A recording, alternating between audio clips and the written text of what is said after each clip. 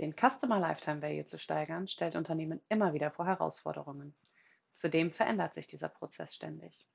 Was genau die Schwierigkeiten dabei sind, wie man das heute macht und warum es überhaupt wichtig ist, das erzählt uns heute Tim Eisenreich. Er unterstützt Unternehmen täglich dabei, den Kundenwert zu steigern. Falls du mehr über Tim wissen möchtest, dann schau gerne auch auf seinem Blog vorbei. Den haben wir unten in der Beschreibung zum Video verlinkt. Jetzt freue ich mich aber erst einmal, Tim und Dirk begrüßen zu dürfen. Hallo.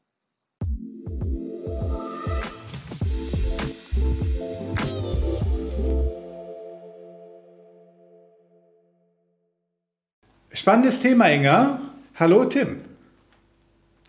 Hallo Dirk, danke für die Einladung. Du besitzt jetzt wo? Wo erreiche ich dich? Ja, du erwischst mich gerade hier bei mir im Kieler Büro in meinem Ja. Studio und ich freue mich auf den Call mit dir. Und du bist ja Experte dafür, wie man den Kundenwert steigert. Das ist deine Passion. Du unterstützt ganz viele Unternehmen dabei, ihr Portfolio so zu strukturieren und das Unternehmen so umzustellen, dass sie den Kundenwert, neudeutsch Customer Lifetime Value, mit ihrer Zielgruppe stärken. Und wie man das in Genau, der Praxis macht und was da die Schritte sind, das wollten wir uns ja heute mal angucken. genau so ist das. Das entwickeln wir heute zusammen. Ja, und lass uns doch vielleicht erstmal einsteigen. Kundenwert steigern, worum geht es da?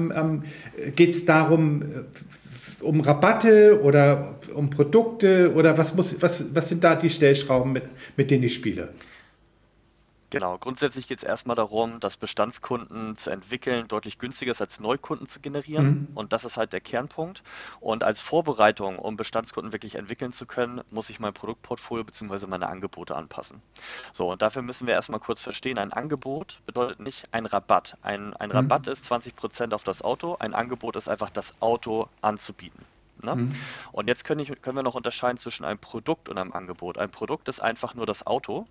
Das Mhm. Angebot, was ich aber anbiete, ist, ich biete ein Model 3 in Deutschland an. Das heißt, es Mhm. gibt mehrere Spezifikationen, es hat Zielgruppenanteile Mhm. und ein Angebot geht quasi über das Produkt hinaus. Das ist ganz wichtig und diese Produkte und Angebote Mhm. kann man entwickeln, um bestimmte Bestandskundenentwicklungsstrategien anzusetzen. Genau. Mhm. Das war ja jetzt mal ganz grob, ne? Denn wenn ich gucke, wenn ich so einen Autohändler angucke, ist dann auch egal, ob es der Tesla ist oder der Audi oder der Mercedes oder der Volkswagen. Die bieten mir nicht an unbedingt nur, ich sag mal, das Auto an sich, sondern die sagen ja auch, pass mal auf, du kannst das Fahrzeug leasen, kannst ein Geschäftsleasing haben, du kannst ein Full-Service-Leasing haben und so weiter. Und das ist ja so ein bisschen die Spielwiese, auf der wir jetzt heute unterwegs sind, ne? Genau das ist es nämlich. Und da erkennt man schon ganz klar, die Autohäuser oder grundsätzlich alle Firmen auf der Mhm. Welt versuchen, um ihre Produkte weitere Dienstleistungen anzubieten oder packen Dienstleistungen in ein Paket zusammen und nennen das dann Ja, Produkt. Und ja. die vier entscheidenden Strategien, wie man da jetzt rangehen kann, um das strategisch aufzubauen, Mhm. sind einmal Upselling, Cross-Selling, Kundenreaktivierungskampagnen oder das bewusste Entwickeln von einem Kunden zu einem Bestandskunden. Ja. Und da könnte Machst man du mir jetzt mal, gezielt ja, reingucken. lass uns ruhig mal anfangen mit dem ersten davon. Machst du mir Ja, mal vielleicht ganz kurz so ein Beispiel nennen oder können wir das mal am Beispiel von Amazon zeigen? sehr Das gerne. kennt ja, glaube ich, jeder. Was so typische Upselling-Beispiele sind an der Stelle. Genau. Upselling findet quasi direkt beim Kauf statt. Und Ja, zwar schaffe ich es dadurch, durch bestimmte Eigenschaften von Produkten einfach einen höheren Kaufwert, einen höheren Warenkorb, wie man so schön sagt, zu produzieren. Das ja. bedeutet, wenn ich jetzt auf Amazon ein Handy kaufe, beispielsweise wie Hm, ein iPhone, wird mir direkt angezeigt, kauf doch auch noch Zubehör dazu. Das geht schon hm, fast in den Cross-Selling-Bereich mit rein. Oder aber es wird gesagt, pass auf, wenn du das iPhone nicht mit 256, hm. sondern mit 512 Gigabyte kaufst, also Ja, die technischen Details steigen und dadurch entsteht natürlich ein höherer Wert, kann ich ja, direkt im Kaufprozess ein Upselling, also einen höheren ja, Kaufwert bekommen. Das kann ja. Amazon natürlich besonders gut. Ja, Ich finde, das machen aber andere auch sehr gut. Ne? Also wenn ich zum Beispiel versuche, mir einen PC zu konfigurieren oder einen Mac zu genauso. konfigurieren bei Apple, ähm, dann geht das ja genauso. Ne? Dann kann ich sagen, ich möchte gerne den und den Speicher und Genauso unten ist das. rechts sieht man dann immer, oder beim Autokonfigurator auch, ähm, der Betrag unten wird immer größer. Genau. Aber darüber reden wir, wenn wir über Upsell reden. Ne? Richtig, das ist Upselling Mhm. und jetzt, um mal zurückzukommen, das Produkt ist nicht das Angebot, wie kann ich den Ja. Kundenwert steigern, ist genau das relevant. Ich muss mir also das Produktportfolio einmal anschauen und muss überlegen, okay, an welchen Stellen kann ich das Produkt jetzt so Mhm. aufbauen, also das Angebot entwickeln. Das heißt, ich entwickle ja das Produkt nicht neu, sondern Ja. ich schreibe es quasi nur anders auf oder ich setze es anders zusammen, um ein Upselling überhaupt möglich zu machen. Und das ist schon sozusagen die Mhm. erste Strategie, um Mhm. Bestandskunden zu entwickeln oder den Kundenwert auch zu steigern langfristig. Also die erste Möglichkeit ist Upselling. Genau, Ähm, ähm, sozusagen die Alternative ist das Cross-Selling, wo ich dann in andere genau, Produkte reingehe, die richtig, teilweise auch eine ganz andere Art von Produkt sein können. Ne? Also ich kann ja durchaus genau, du hattest eben das Beispiel iPhone, da kann ich auch zum Beispiel so eine Versicherung abschließen, falls ich genau. das Gerät verliere oder es beschädigt wird. Das ist ja so ein typischer Fall vom Cross-Selling. Ne? Wie definierst du Cross-Selling? Und kannst du vielleicht nochmal andere Beispiele nennen? Mhm. Also der Unterschied zwischen Upselling und Cross-Selling ist, dass bei Upselling eigentlich das gleiche Produkt in anderen Eigenschaften, also bleiben wir mal Ja. beim MacBook oder iPhone mit anderer Hm. Speicherkapazität angeboten wird und dadurch Ja. Mehrwert entsteht. Und Cross-Selling sind einfach Produkte, die um dieses Produkt herum gebaut werden. Du hast jetzt gerade Hm. das Thema Zubehör reingeworfen. Es kann aber ja auch sein, dass wenn ich zum Beispiel in Unternehmensberatung bin und Hm. nicht nur ein Angebot habe, wie ich zum Beispiel dabei helfe, die Materialwirtschaft in einem Hm. ERP-System oder eine Vermarktungsstrategie zu Hm. entwickeln, sondern ich implementiere auch noch eine Software. Also völlig Hm. anderes Produkt, Hm. gleiche Zielgruppe, ist also gut anbietbar. So, und um Cross-Selling Strategien aufzubauen, wäre es zum Beispiel super, einmal, das ist ganz einfach, man nimmt einfach eine Liste, schreibt alle Kunden Hm. einmal runter, das sind die Ja. Zeilen, und in die Spalten schreibt man ein Produkt A, Produkt B, Produkt C und Hm. so weiter. Und jetzt kann ich ganz klar einfach Kreuze setzen und kann sehen, okay, welcher Kunde von mir hat schon welches Produkt gekauft und ich kann Hm. sofort Potenzial entdecken, welcher Hm. Kunde gegebenenfalls für ein anderes Produkt auch noch ja, anbietbar ist, sage ich jetzt mal. Ja. So, und jetzt kann ich eine gezielte Marketingkampagne oder Hm. Vertriebsstrategie machen, um diese Menschen, ja, um das Produkt diesen Menschen Hm. anzubieten oder den Kunden. Ja, Cross-Selling ist ja nicht, beim Upsell hatten wir jetzt eben gesagt, das hat die Eigenschaft, das ist eigentlich mit dem Point of Sale oder mit dem Moment des Verkaufes verbunden. Genau. Beim Cross-Selling ist das ja nicht zwingend so, ne? Richtig, ich kann das in dem Moment machen, wenn das Hm. klug aufeinander aufgebaut ist. Ich Ja, kann aber, das ist das Schöne bei der Strategie, das auch im Nachhinein machen. Ne? Und wenn ich ja. mir einige Firmen anschaue, die halt wirklich auf wahren Schätzen, sage ich jetzt mal, von Hm. Daten sitzen, dann ist das eigentlich Hm. so der erste und der einfachste Punkt, um anzugreifen, um seine Ja. Bestandskunden zu entwickeln, ne? Indem ich halt einfach diese Cross-Selling-Matrix aufbaue Hm. und dann kann ich theoretisch auch Kunden, die vor 3 Jahren das letzte Mal gekauft haben, sagen, hey, wie wäre es denn Hm. eigentlich mit dem Produkt? Theoretisch. Genau. Ja. Das heißt, du nimmst deinen oder sozusagen deine Abschlüsse, die Daten und gruppierst die danach und sagst, wenn das und das meine Hauptprodukte sind, was haben diese Kunden denn sonst noch gekauft? Was sind, was weiß ich, je Produkt die 10 am meist gekauften Produkte und dann guckt man, gibt es da irgendwelche Ähnlichkeiten oder wie hängt das in dem Moment miteinander zusammen? Ne? Genau so ist es, ne? Also jetzt Hm? sagst du schon, die am meisten gekauften Ja. Produkte, das geht ja schon langsam Richtung Online-Shop. Da kann ich Hm? natürlich ganz andere Auswertungen machen. Aber wenn ihr jetzt einfach mal ein praktisches Beispiel aus dem Mittelstand nehmen, produzierendes Gewerbe bietet Ja. 4 Produkte an im Bereich Metallverarbeitung. Und ich Hm? weiß ganz genau, sagen wir mal Schaltschränke. Ich habe jetzt irgendwie so einen Ja. individuellen Schaltschrank. Ich mache aber auch noch irgendwelche anderen Gehäuse. Und ich Hm? schaue jetzt einfach mal, okay, ich habe jetzt als Kunden Elektromeister, Ja. brauchen die das zweite Produkt auch noch? Also ist eigentlich Ja. relativ einfach. Das hat ein bisschen was mit logischem Menschenverstand zu tun. Ja, Ja, haben wir ja auch. Ne? Es gibt Unternehmen, die führen ein neues ERP-System ein und mhm. dann führen wir vielleicht auch eine neue Lösung ein, wie man sich mit seinen Logistikern vernetzt oder ein neues Dokumentenmanagement. Ja, solche Genau Effekte so. haben wir schon und die sind auch häufig zeitversetzt, aber das hängt dann häufig direkt miteinander zusammen. Und es geht jetzt hier bei deinem Ansatz, aber wenn wir das gleich jetzt mal strategisch angehen, darum, das zu institutionalisieren eigentlich im Unternehmen, ne? So wie ich dich Ko- verstehe. Genauso ist es, ne? Und ich kann sowohl das nehmen, was jetzt da ist, das ist natürlich immer Mhm. einfach, da muss man gar nichts machen, oder Ja, ich entwickle sozusagen um das Produkt andere Angebote noch herum, die ja, man gar nicht jetzt irgendwie neu erfinden muss, sondern die einfach mhm. vom Know-how oder Mhm. von der Produktkapazität einfach mit abgedeckt werden können. Und ich kann Ja, etwas zusätzlich anbieten und kann dadurch auch wieder den Kundenwert steigern, indem ich dem mhm. Kunden mehr Produkte anbiete und so den Warenkorb sozusagen erhöhe.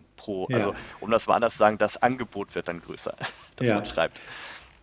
Du hast ja vorhin das Thema Reaktivierung auch angesprochen. Genau. Wenn ich da so in die Unternehmen reinschaue, mit denen ich zu tun habe, das fällt denen häufig sehr, sehr schwer. Hast du eine Idee, woran Mhm. das liegt? Dass das Thema Ja. Reaktivierung oft stiefmütterlich behandelt wird und dass den Unternehmen auch eine Idee fehlt, da was zu machen? Oder warum sie da keinen Erfolg haben?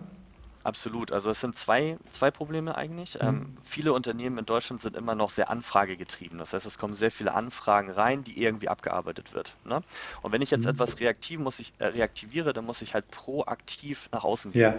So, und jetzt kommt das zweite Problem. Ich habe in der Regel kein Tool dafür. Das heißt, viele Firmen haben also man nennt das Marketing-Automatisierung. Am Ende ist das eine Hm. E-Mail-Marketing-Software, die in der Hm. Lage ist, einer großen Anzahl von Menschen, also theoretisch könnte ich das auch über Hm. Outlook machen, Hm. also E-Mails zu schreiben, aber ich kann das da nicht auswerten.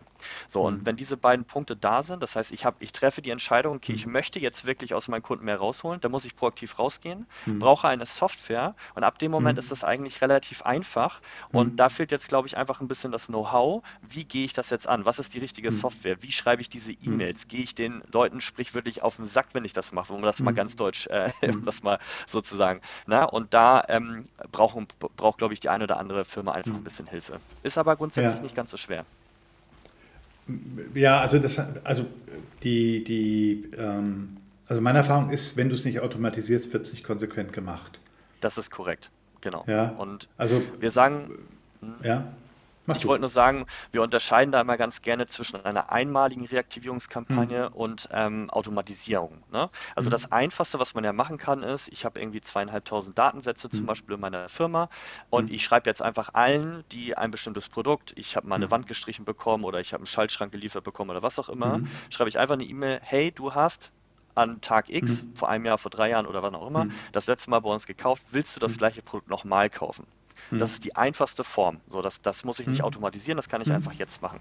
Und Ziel von der ganzen Maßnahme muss dann Hm. sein, dass jeder Kunde, der 12 Monate lang keinen Kontakt mit Hm. mir hatte, irgendwie automatisiert Hm. idealerweise eine E-Mail bekommt Ja. oder kann ja auch im Vertrieb sein. Ich kriege im Vertrieb eine Erinnerung, Hm. hey, ruf mal Person XY Ja. an, der hat 12 Monate lang nicht mehr Kontakt zu uns gehabt. Ja. Und dann kommen wir quasi von einer einmaligen Aktion zu einer regelmäßigen, also einer Hm. Automatisierungsaktion. Und dann Hm. rutscht eigentlich auch keiner mehr durch. Und Hm. das ist natürlich die Königsdisziplin.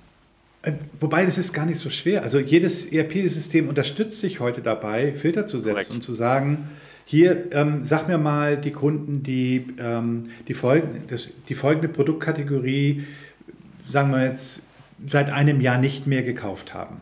Mhm. Oder sozusagen in dem Monat vor einem Jahr das zuletzt Genau. gekauft haben und seitdem nicht mehr.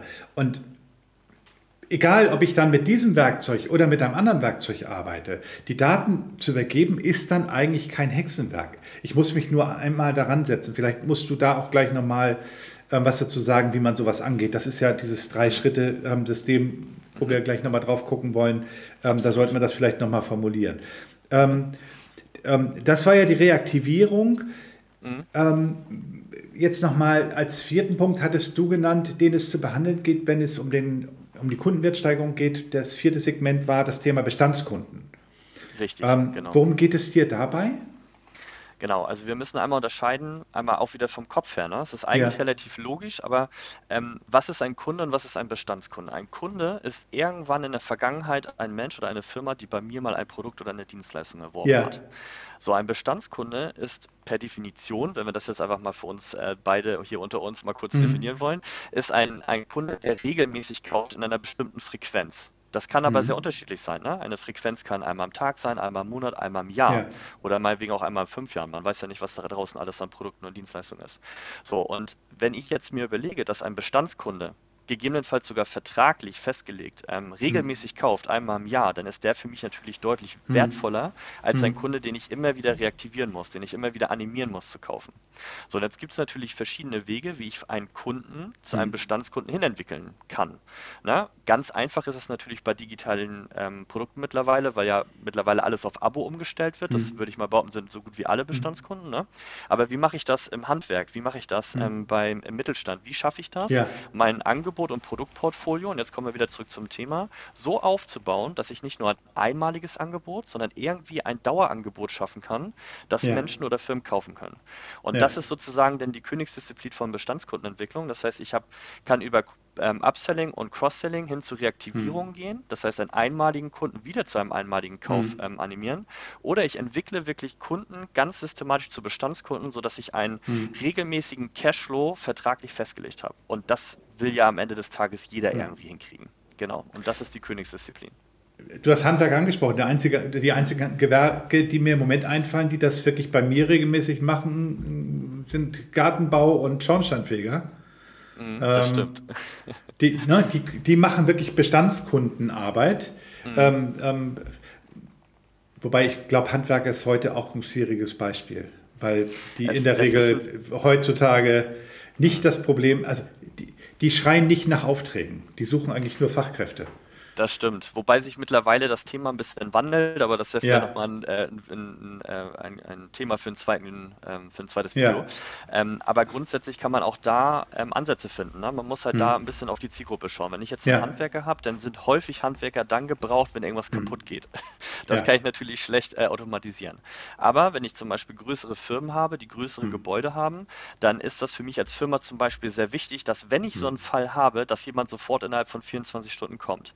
Und auch hm, darum kann man wieder Serviceverträge hm, schließen, dass man sagt, okay, wir haben zwar jetzt quasi keinen akuten Bedarf, aber wir ja, bezahlen, keine Ahnung was, 500 € im Monat, nur mal um irgendeinen hm, Betrag zu nennen. Und dafür gewährleisten wir dir, hm, dass, falls du etwas hast, dass wir sofort da sind. Und dafür wird hm, man Absatz finden. Also hm, du merkst schon, man kann, egal welches Produkt, egal welche Dienstleistung, wenn ja, man die Probleme seiner Zielgruppe ein bisschen versteht, und das können wir alle, ne? hm, Also unsere hm, Unternehmen mit ihren Produkten verstehen immer die Probleme ihrer Zielgruppe, die nutzen und hm. dafür ein bestimmtes Angebot entwickeln. Gleiches Ich, Produkt, neues ja. Angebot. Ja, ich finde, wir sollten um demjenigen, der jetzt zuhört und das überlegt Hm, für sich, das auch noch mal ein bisschen schmackhaft machen. Also wenn ich jetzt gerade an Upsell oder Cross-Selling denke, in dem Bereich, ist es ja häufig so, dass bei dem Hauptprodukt der Kunde relativ preissensibel ist oder vorher Preisvergleiche gemacht hat. hm, Meine Erfahrung ist, dass in dem Moment, wenn der Kunde über Cross-Selling oder Upsell kauft,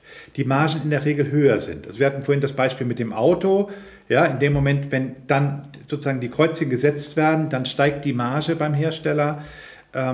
Ist das auch deine Erfahrung oder würdest du sagen, dass das von den Margen vergleichbar ist normalerweise? auf jeden Fall. Ich glaube, es kommt stark auf die Branche drauf an, ne? Weil manche sind Ja, ja auch gedeckelt, sagen wir mal in der Pharmaindustrie oder sowas, ne? Aber grundsätzlich klar, umso höher der Warenkorb, ja, äh, über einen längeren Zeitraum, hm, jetzt auch wieder Kundenwerk, Customer ja, Lifetime, ne? Wie lange habe ich eigentlich einen Kunden? Also wie lange hm, bestellt so ein Kunde? Ist das hm, einmalig? Ist das über 40 Jahre? Ne?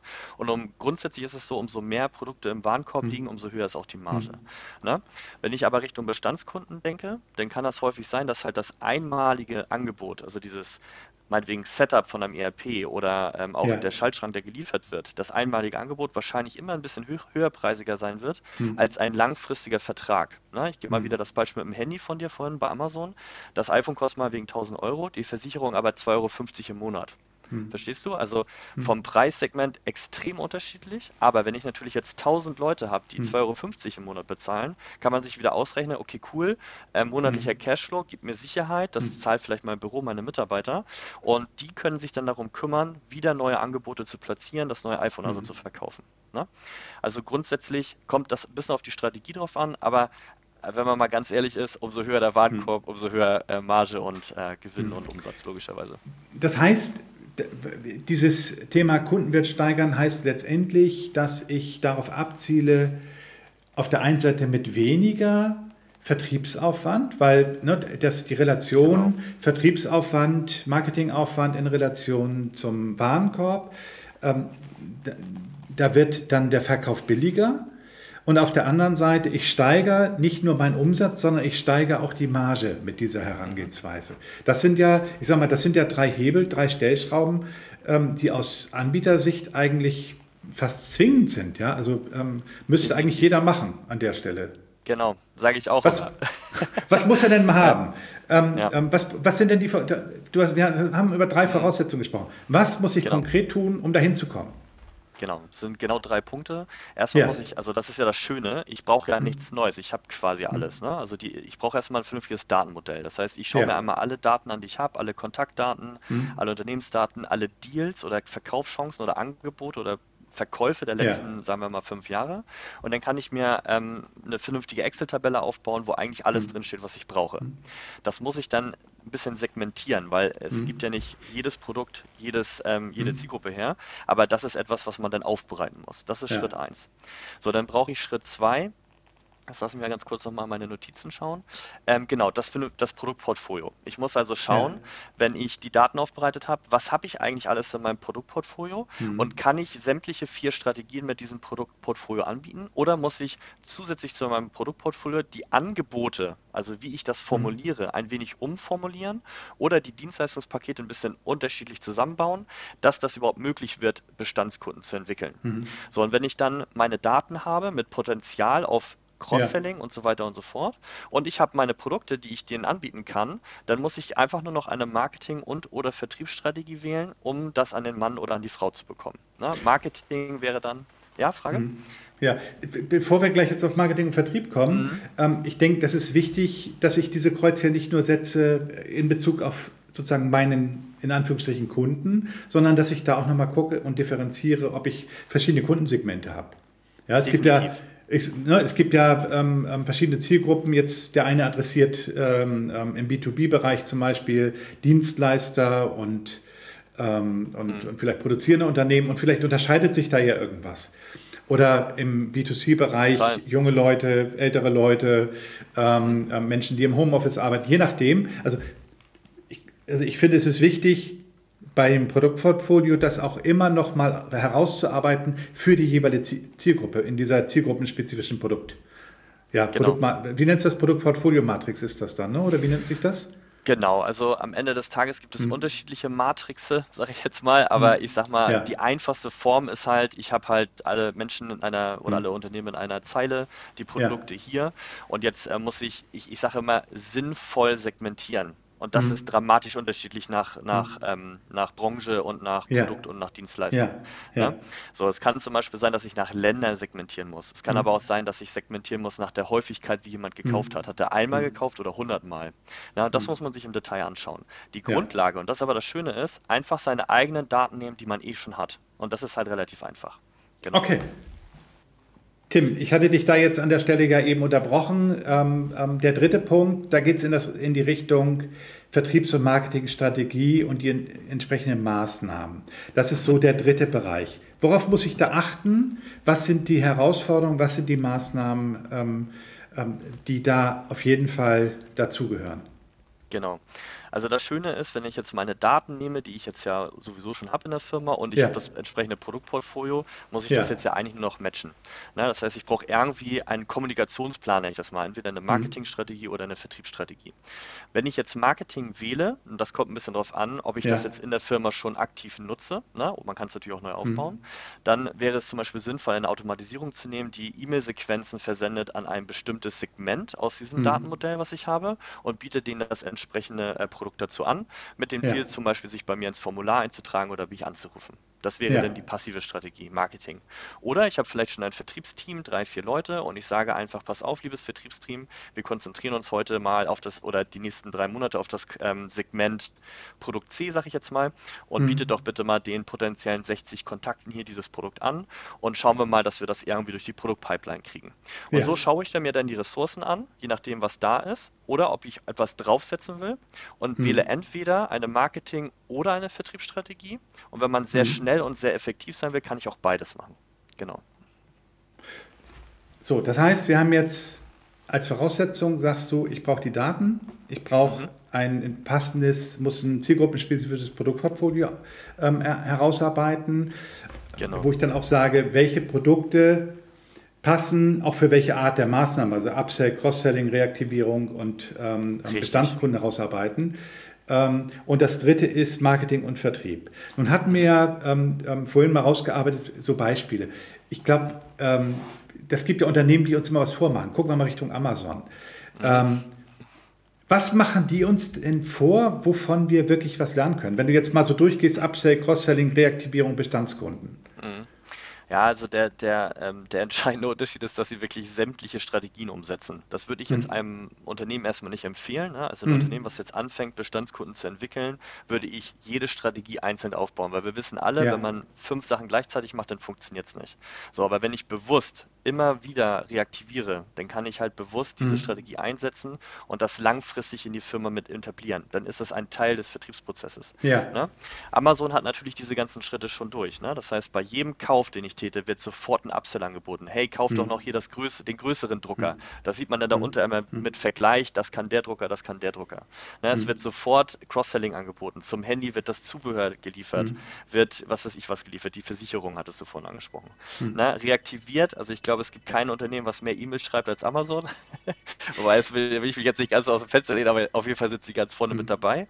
Ne? Und wenn man mal auch Richtung B2B guckt, zum Beispiel wieder bei Amazon, gibt es ganz viele Bestandskunden, ne? Hm. Weil Amazon hat ja hintenrum so ein richtig ein Wahnsinns-Firmen-Business Hm. aufgebaut. Hm. Und da wird alleine schon durch die Lizenzen jeden Hm. Monat Geld verdient. Mal Hm. abgesehen von Amazon Prime, was ja vor 15 Jahren noch keiner brauchte. Hm. Und sozusagen das beste Beispiel für eine Erweiterung des Produktportfolios ist Hm. Amazon Prime. Ja. Und das hat jetzt ungefähr die ganze Welt. Also das ist schon sehr gut, was sie machen.